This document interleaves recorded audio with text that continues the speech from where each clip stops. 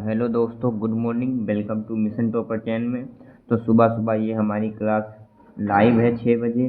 तो हमने आपको पहली वीडियो में 6.2 एक्सरसाइज के ये 2 सवाल हमने पहली वीडियो में करवा दिए थे। हमने पहली वीडियो में ये 2 सवाल इसलिए अलग से करवाया कि आपको समझ में आना चाहिए, क्योंकि ये सवाल 2023 में आ चुका है और ये सवाल 2025 में आ चुका है।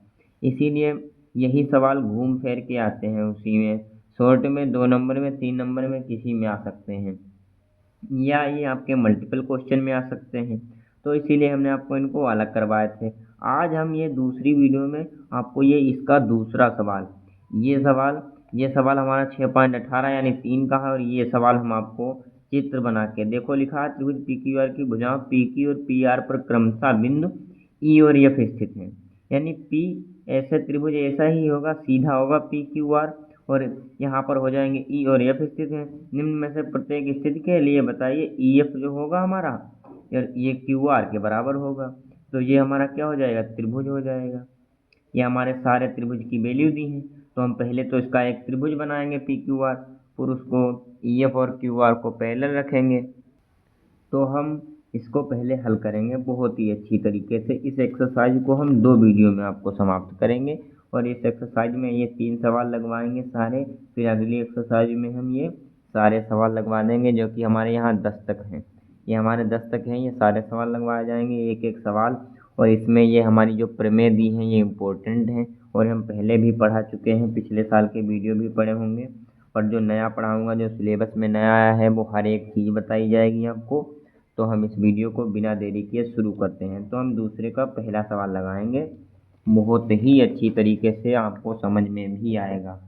तो हमारा पहला सवाल क्या है, हम वैल्यू नहीं उतारेंगे, वैल्यू आप अपनी किताब में देखते रहिएगा और हमारे साथ लिखते चलिएगा। इससे आपको समझ में भी अच्छा आएगा, और हर एक चीज़ में समझाने की अच्छी सी कोशिश करूँगा। बस हम अच्छे से समझने की कोशिश करना। तो हमारा क्या है, एक हम त्रिभुज बनाएंगे, क्या पी क्यू आर त्रिभुज बनाएंगे, जो कि हमारा बोला गया है सवाल में। ये हमारा क्या है, पी क्यू आर त्रिभुज हो गया। ये भुजा हमारी पी हो गई, ये क्यू हो गई, और ये आर भुजा हो गई। और ये हमारी क्या है, ई एफ है, जो हमारी क्या है, क्यू आर के पैरेलल दी है।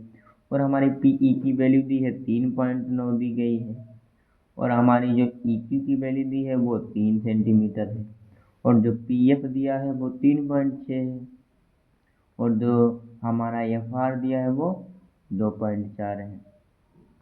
एफ आर दिया है वो क्या है, वो 2.4 है। अब इसमें हमें बताना है कि जो हमारा ई एफ है ये क्यू आर के बराबर है। बताइए कि क्या ई एफ और क्यू आर के बराबर है, यानी ये भुजा बराबर है। तो हमें कैसे लगाना पड़ेगा, इसको आपको बहुत ही अच्छी तरीके से हम समझाएंगे, और आपको क्या पता समझ में भी अच्छा सा आए। बस आप मेरे साथ देखते चलिए, ठीक है। अब जैसे पी ई क्यू ई हो गया, ठीक है। अब ये सवाल हो गया। अब इसमें हम क्या करेंगे, हम लिखेंगे क्या, दिया है। पहले तो हम ये लिखेंगे कि दिया है। तो पहले क्या लिखेंगे, दिया है। क्या दिया है, E F parallel Q R दिया है। तब क्या लिखेंगे, तब हम क्या लिखेंगे, तो देखिए तब हम क्या लिखेंगे कि जो हमारा त्रिभुज, तो क्या त्रिभुज पी क्यू आर में, त्रिभुज पी क्यू आर में। तो हम ये बोलेंगे कि त्रिभुज पी क्यू आर में। अब पी क्यू आर में क्या लिखेंगे, फिर पी ई बटे क्या लिखेंगे, तो हम लिखेंगे कि पी ई बटे क्यू ई, जो हमारी थेल्स प्रमेय होती। और ये पी एफ बटे एफ आर हो गया हमारा। तो ये हमारा पी एफ बटे एफ आर हो गया। तो हमारी पी ई की वैल्यू कितनी है, 3.9 है, और हमारी क्यू ई की वैल्यू कितनी है, 3 है। ये हमारी 3 है, और बीच में बराबर का निशान लगा है। और हमारी जो पी एफ की वैल्यू है वो 3.6 है, और ये 2.4 है। अब हमें बताने हैं क्या इसमें क्या ये सब बराबर है। तो इधर से ये पॉइंट कटेगा, और ये पॉइंट कट के यहाँ 0 होगा, ठीक है। तो 0 हो गया। अब ये क्या हमारा, देखो 3 से कट रहे हैं, 3 से कट रहे हैं तो 10 बचेगा। ये 3 कम नहीं 13, तो क्या बचेगा, 13 बटे 10 हो गया। और ये इसको हम काटेंगे, इसको काटेंगे अगर हम 4 से काटें, 4 छंग होता है 24, तो 4 नाम होता है 36। तो ये हमारा 9/6 आया। कितना आया? 9/6 आया। बस इसी तरह समझते चलिए, एक एक सवाल समझाऊंगा आपको। तो ये जो हमारा आया है, क्या तुम्हें ये बराबर लग रहा है? नहीं बराबर लग रहा है, तो हम क्या लिखेंगे कि EF बराबर is not equal to QR। तो क्या लिख देंगे? Is not equal to QR। तो ये हमारा क्या हो जाएगा? नहीं। तो हमारा ये बराबर नहीं है, तो ये हमारा क्या हो जाएगा? आंसर हो जाएगा। तो आपको ये पूरा समझ में आया बहुत ही अच्छी तरीके से। अब हम अगला सवाल इसी का लगाते हैं बहुत ही अच्छी तरीके से। समझते चलिए, एक एक सवाल समझाया जाएगा आपको, किसी भी सवाल में कन्फ्यूजन नहीं होगी और एक एक चीज़ समझ में आएगी। बस आपको समझना है अच्छे से। हमारा अगला सवाल है, उसी में भी हमें त्रिभुज क्या लेना पड़ेगा? PQR लेना पड़ेगा। और हमने PQR ले लिया। समझते रहना, क्योंकि ये इम्पोर्टेंट चैप्टर है और इसी से बोर्ड के सवाल भी बनते हैं और आते ज़रूर 2-3 सवाल हैं इससे। और इसी में बच्चे थोड़ा कंफ्यूज हो जाते हैं, तो उसके नंबर मैथ में कम हो जाते हैं। और 2027 में जो सवाल आएंगे वो हम बताते चलेंगे कौन सा इम्पोर्टेंट है, उसके अलावा कोई सवाल आपको नहीं मिलेगा। तो हमारी इसमें PE की वैल्यू 4 दी है और QE की वैल्यू कितनी है? 4.5। ये हमारी 4.5 है।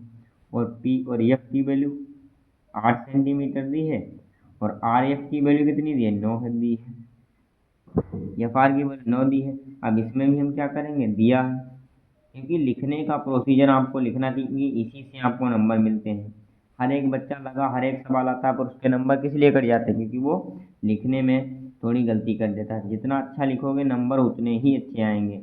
क्योंकि बच्चे लगा सब आते हैं, कहते हैं नंबर सर मेरे कम आए। कम इसलिए आए क्योंकि लिखने का फॉर्मेट अच्छा होना चाहिए, लिखने पर ही नंबर मिलते हैं। क्योंकि बच्चे रट लेते हैं, डायरेक्ट उसको लगाने लगते हैं। ऐसा नहीं करना, जैसा लगवा रहा हूँ वैसा ही लिखेंगे तब तब बिल्कुल जैसे लिख रहा हूँ वैसे लिखे। एक नंबर किधर भी नहीं कटेगा मैथ में। PQR में, तो ये PQR में क्या लिखेंगे? PE बटे QE लिख लिया और बराबर PF/FR हो गया। PF/FR, तो इसकी P की वैल्यू 4 है और QE की वैल्यू 4.5 है, बराबर इसकी 8 है और FR की 9 है। अब इससे यहाँ 0 40 हो गया। अब इससे 5 अच्छे 40 और 5 नाम 45। अब ये और ये बराबर दिख रहे हैं। क्या है? बराबर दिख रहे हैं। तो क्या लिखेंगे यहाँ पर? हाँ, तो क्या है? EF बराबर EF इक्वल टू QR। तो ये क्या है? बराबर है। तो ये हमारा क्या हो गया? आंसर हो गया। तो इसी प्रकार से आपको हर एक सवाल लगाते चलना है। बहुत ही तरीके से सवाल हमने लगवाया है और आपको समझ में भी अच्छा आया होगा। अब हम अगले सवाल की ओर बढ़ते हैं, बिल्कुल बिना समय गंवाए। आपको हर एक चीज़ बहुत अच्छी तरीके से कवर कराई जाएगी। इसमें भी हम त्रिभुज PQR लेते हैं। त्रिभुज हमने PQR ले लिया। अब हमें क्या करना है इसमें? त्रिभुज PQR में तो P और Q और R, ये हमारा त्रिभुज हो गया। इसमें E और F क्या है? QR के बराबर है। P की वैल्यू 3 सवाल में, तीसरे में क्या दी? 1.28। अपनी किताब में देखते चलिए एक एक सवाल, हर एक सवाल आपको समझाया जाएगा। तो PQ और हमारी ये क्या दी है? पूरी वैल्यू कितनी दी है? इसमें बच्चे थोड़ा बना, तो हमारी पूरी वैल्यू दी है 2.56। पूरी वैल्यू दी है तो उसी हिसाब से लगाना है। और इधर हमारी PE की वैल्यू, तो PF की वैल्यू कितनी दी है? 0.18। PF, तो ये हमारी जो है ये 1.28 पूरी PQ की वैल्यू है।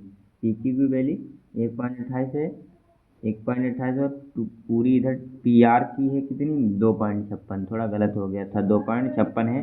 और हमारी PF की वैल्यू दी है 0.36 और PE की वैल्यू है P और E की वैल्यू है 0.18।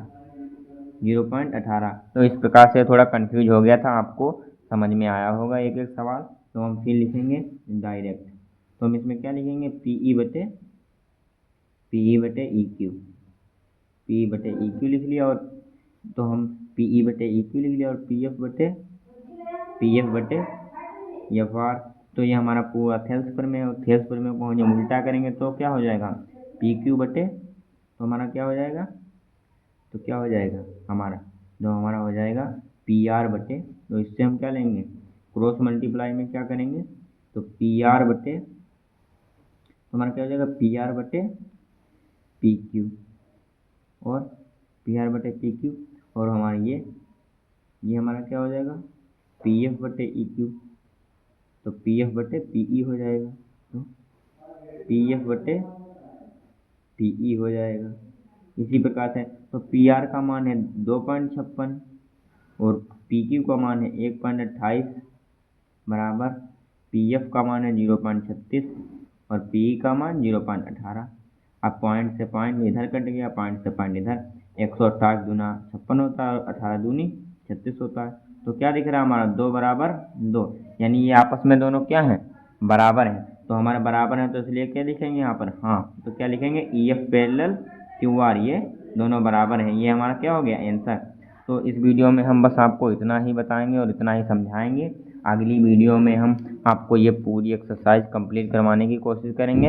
अगर एक ही वीडियो में सब समझाएंगे तो आप लोगों को थोड़ा कन्फ्यूजन होगा और बोरिंग लगेगा, तो हम अगली वीडियो में आपको हर एक चीज़ समझाएंगे। तो हम अगली वीडियो में आपको पूरी ये एक्सरसाइज समाप्त करने के मिलेंगे। इतने के लिए थैंक यू, वेलकम मेरी वीडियो को देखने के लिए। और इस वीडियो को लाइक कर दीजिए, अपने दोस्तों के पास भी शेयर कर दीजिए, जिससे त्रिभुज चैप्टर सबको कठिन लगता है और आसानी से हल कर सकें। तो हम आपको अगली वीडियो में पूरी एक्सरसाइज कंप्लीट करवाएंगे।